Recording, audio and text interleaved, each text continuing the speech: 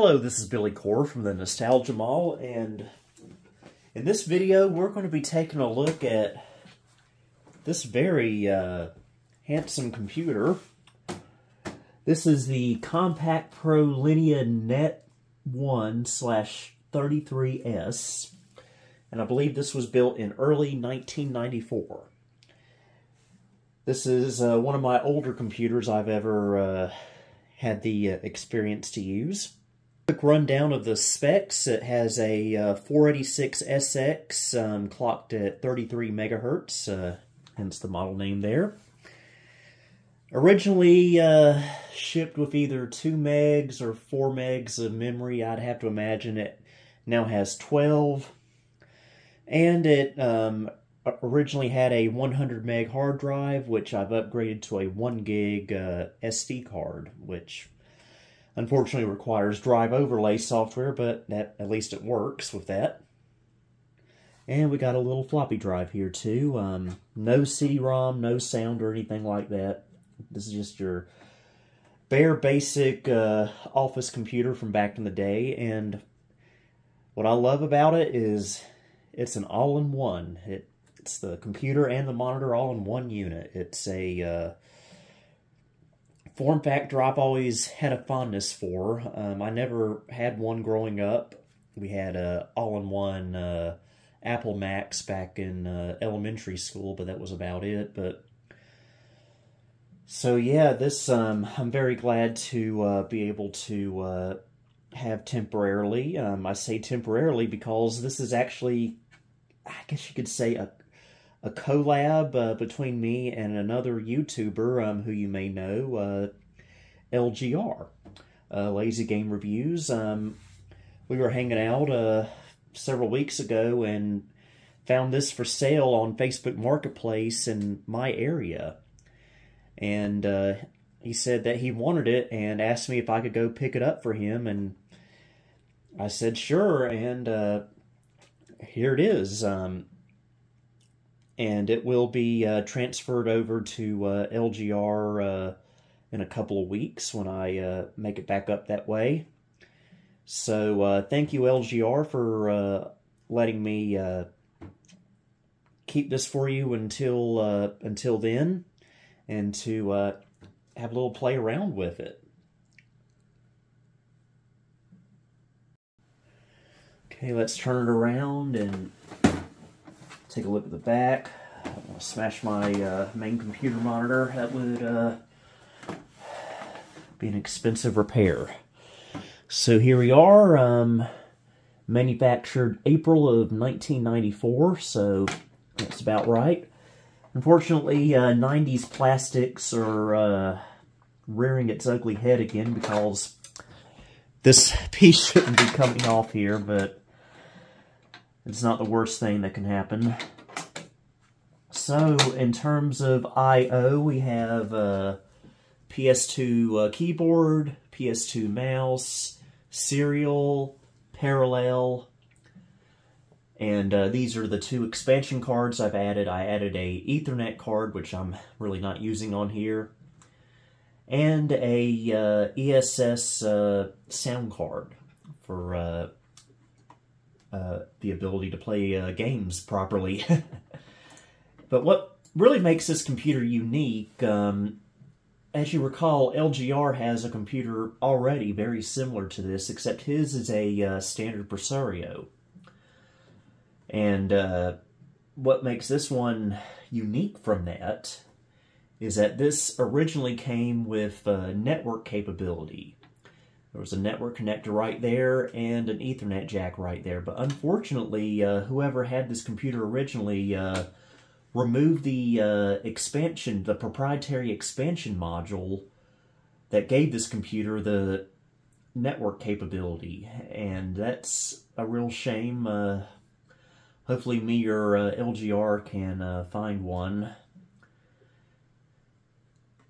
So to open it up, we need a, I'm not very prepared for my videos, by the way. These are always off the cuff, so things are bound to happen. We need a Torx screwdriver. Compaq is notorious for using these crazy things, along with Apple. I believe they have used those as well. And normally you can just pull the whole motherboard tray out by pulling this handle, but this thing's busted off. So we need to remove these 4 screws with the proper bit. That's not the proper bit. Where is that thing? Okay, I think this is it. Here we go.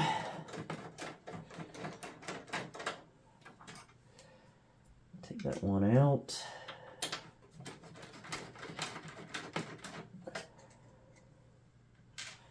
Keep these in a safe place, of course.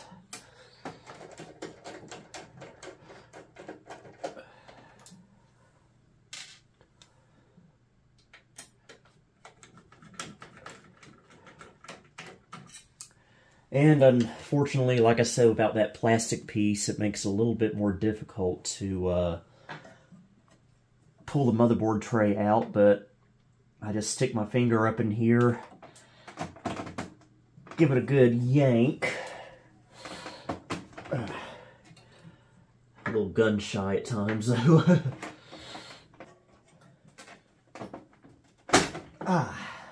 Whew. About broke my fingernail there. But it just slides out like so. I'll put this over here for now. The whole thing just connects into a connector down there. Let me get this unit out of the way and we can take a look at the motherboard components. Okay, here's the motherboard along with the various components. Here's my sound card that I've added in here for my use. It's a ESS audio drive ES1868F. Very good sound card. Network card right there is a 3-COM Etherlink 3. Very classic card there as well. But there's our 12 megs of memory. And there's our 486SX, which is not in a ZIF socket, unfortunately. It can take a 486DX266, I do believe, if you ever wanted to upgrade to that, but I don't really see the point of doing that, as I will be explaining in a moment.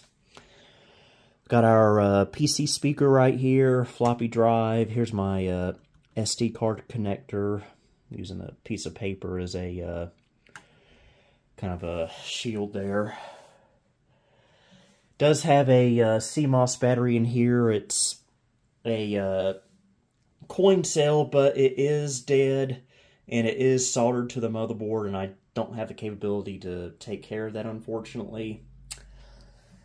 And under here, under the floppy drive, you can't really see it, is the video chip. It is a Cirrus Logic 5420. And remember how I said that it's not really worth upgrading the processor on here? Well, that's because the video on this computer is quite crippled, unfortunately. It only has 256K of video memory. And that's okay for DOS gaming, but if you get into Windows stuff, you're going to have a problem because this video chip is not capable of running 640 by 480 at 256 colors. It only tops out at 16 color mode at 640 by 480. Yeah. I found that out the hard way when I installed Windows for Workgroups 3.11 on here and was trying desperately to get 256 color mode working on here, but it just refused. So, unfortunately, Windows gaming is not very recommended on here. For a computer like this, as I've been doing, I would stick mainly with DOS gaming, because this computer is more than capable of doing that, but when it comes to your Windows stuff, I gotta have at least 256 color mode. So that is quite unfortunate, and of course with this being an all-in-one design, you can't upgrade the video card, and there's not, and I don't believe there are any slots to expand the video memory. So yeah, you're pretty much stuck like this, unfortunately. So that's why I say it's not worth upgrading the processor, because to me, what's the point of having a DX266 if you can't have a 256 color mode? Oh, and by the way, there's some solder pads right here for, I guess, where a math coprocessor would go. And there's the infamous Compaq Cyclops that you'd see on these boards a lot. And right in here, let me turn my light on. Stick my screwdriver down in here. This little slot right here is where the proprietary network card originally went. That is unfortunately missing. If anyone knows where we can find one of those, please let me or LGR know. So, I guess we'll go ahead and put this back together and fire it up. And of course, reinstalling the components is just as simple as taking it out. We just, first we gotta get it lined up properly. It just slides on in, push it in so the connector will make the proper connection, and we'll screw it back in. One time I didn't have the motherboard plugged all the way in, and I turned it on, and the text color in DOS was blue. Not the worst thing that could happen, but still kind of bizarre and interesting.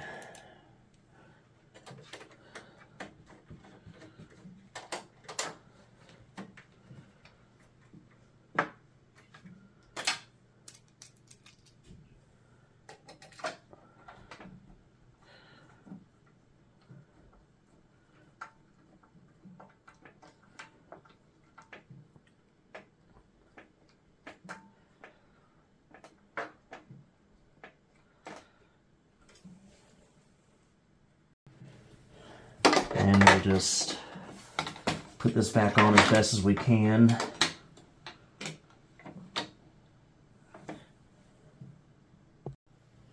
Okay, got the components hooked up, including our backpack CD-ROM drive for the parallel port. This is the kind of computer this kind of drive really comes in handy for. So, I guess without further ado, let's power her on.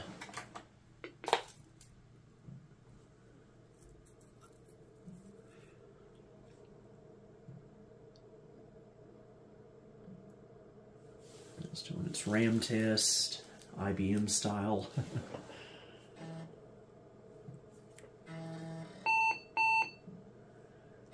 And it lost power to the CMOS settings, so we're going to have to redo all that.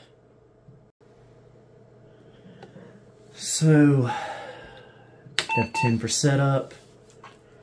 Has a nice chunky PC speaker, I like that. Okay, today's date is October the 9th of 2023. And it is 3:03 p.m.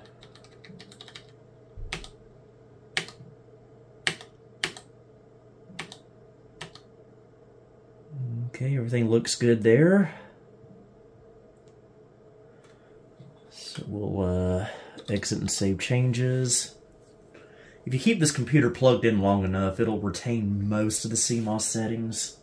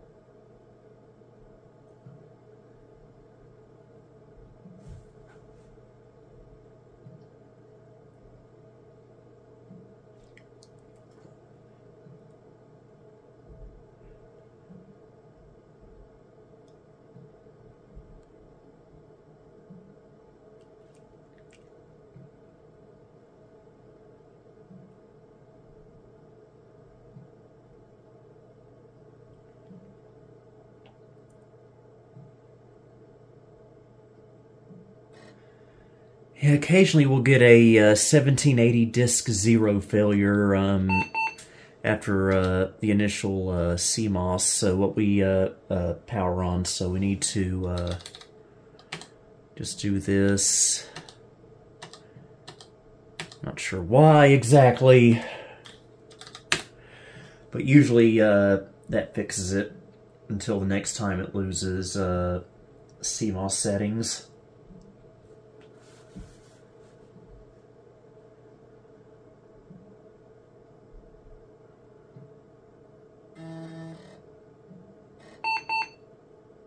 Alright, now we got a successful boot. There's our disk overlay software. And we're booting into MS-DOS 622. Oh, that is an awful flicker. And this phone has no way to adjust that. Yeah, I have no way to adjust the refresh rate, so I apologize for the awful flickering. This is DOS 622. And load up DOS shell.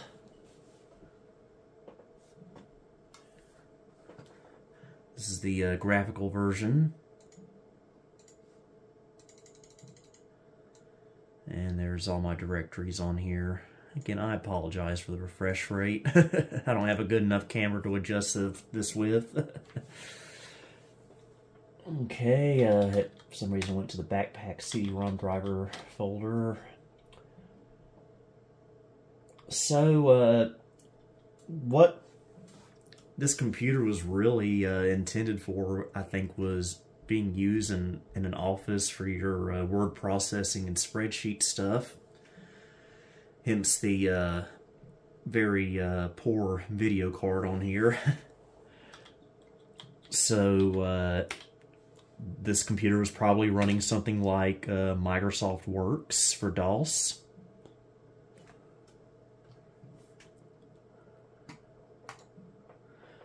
I wish I could adjust that flickering.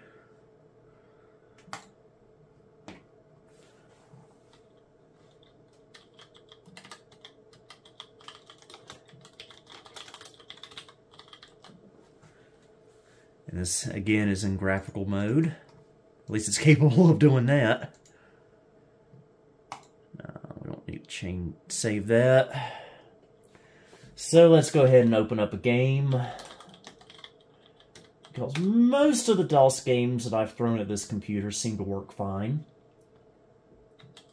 We can start off with some Jill the Jungle.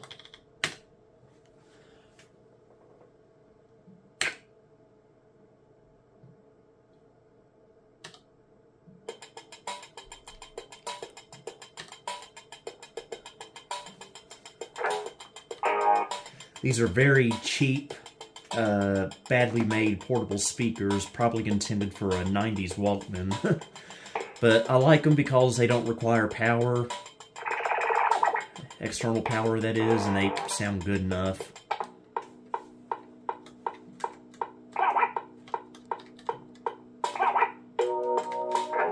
There we go.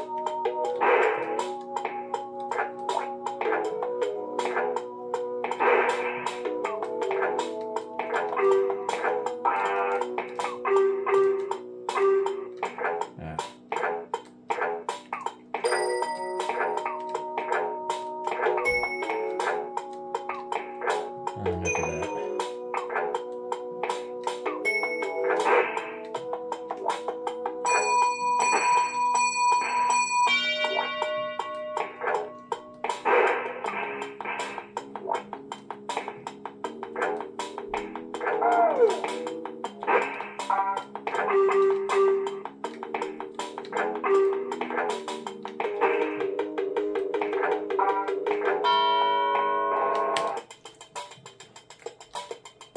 I don't have to put my name in.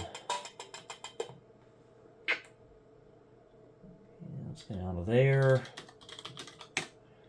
And let's load up some pinball.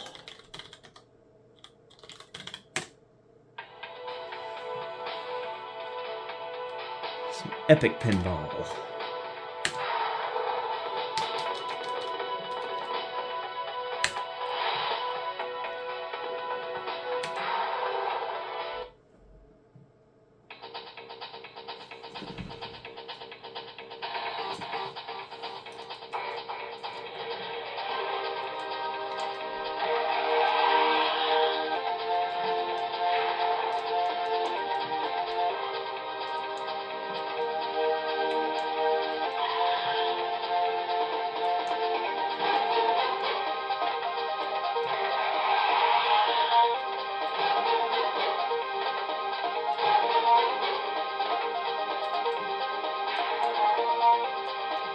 Oop.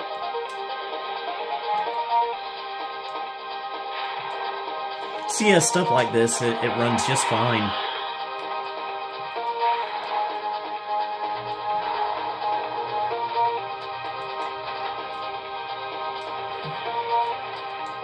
Ah, that wasn't very fair.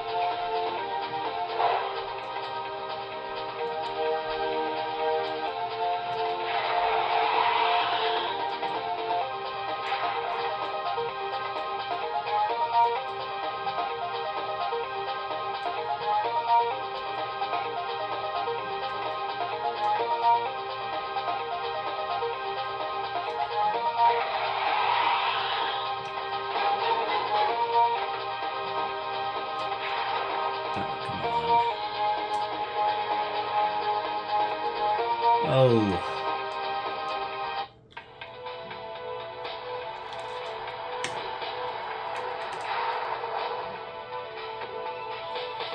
By the way, this network card doesn't get any use in here anymore without Windows. I mean, there are DOS drivers for it, but I don't feel like fooling with that.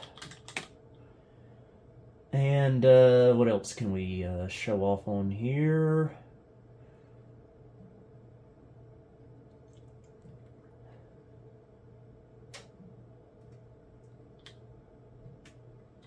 Some Doom,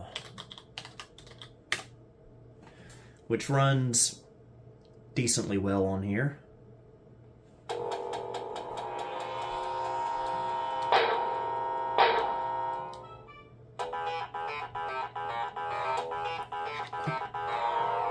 Not the best frame rates I've ever seen on here, but I've seen a lot worse so.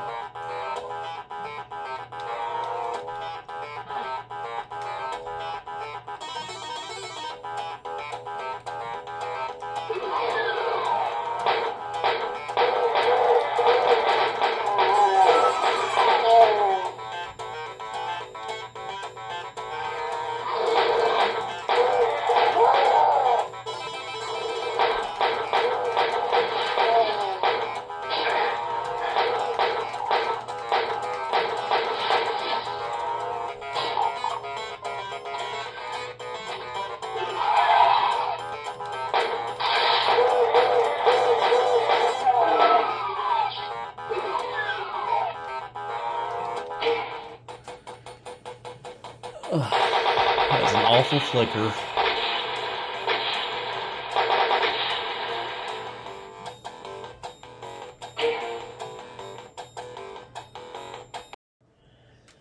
And now to show off the CD-ROM drive capability with something a little bit more family-friendly. Here is the old standby Fatty Bear's birthday surprise. The DOS version, of course, because that's all we can really run on here.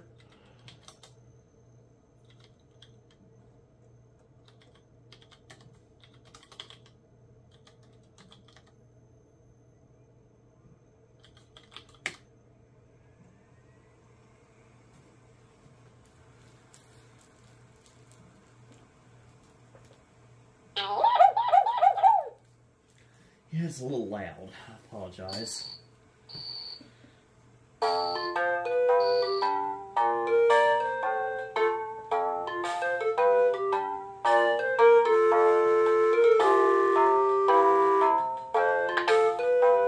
Good night, Kayla. Good night, Dad. Tomorrow's my birthday. Okay, it's a lot quieter. I had to go back into DOS and adjust the volume. Good night, Dad. I thought these little tiny speakers were going to explode. Mom and Dad did have a By the way, despite these being two speakers, they're not stereo, they're mono.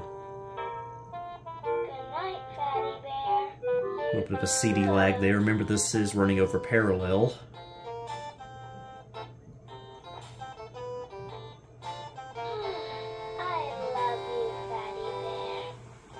And I've had this CD since 1996, so it's gotten a lot of use and a lot of scratches. There's a lot of work to do before Kayla wakes up. I want to make her a big, beautiful birthday cake. Oh, will she ever be surprised? I better get busy too. I've got a lot of decorating to do. I'm even going to make Kayla a happy birthday sign for her bulletin board. Oh, Gretchen, that sounds wonderful. I need to go to the kitchen and make Kayla's birthday cake. Patty dear, would you like some help making the birthday cake? I'm a heck of a cleaner-upper.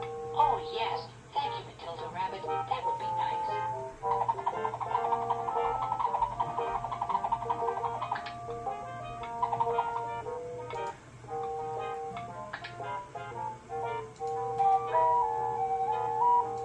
And as is tradition, we've got to blow up the never obsolete E-machine. Complete with best tech power supply.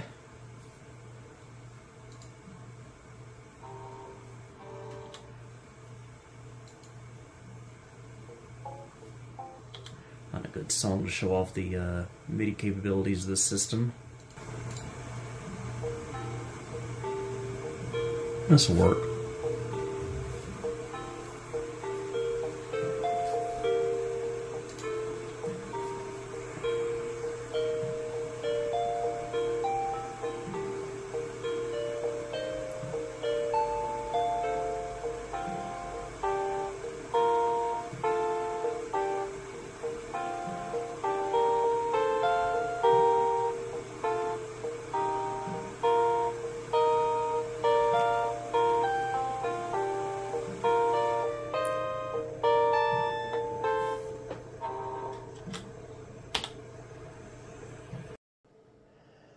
Well, that'll just about do it for this week's video. I hope you enjoyed it.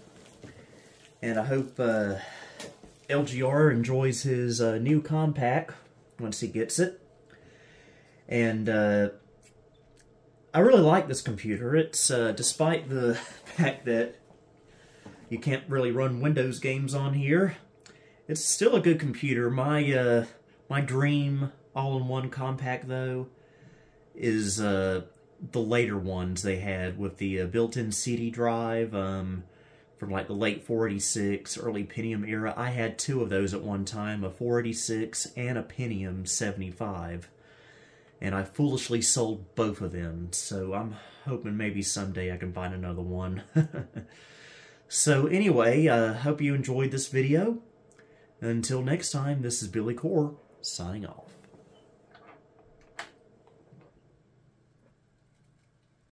Thank you for visiting the Nostalgia Mall.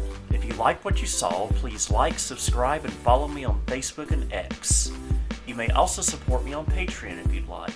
Until next time, this is Billy Core, signing off.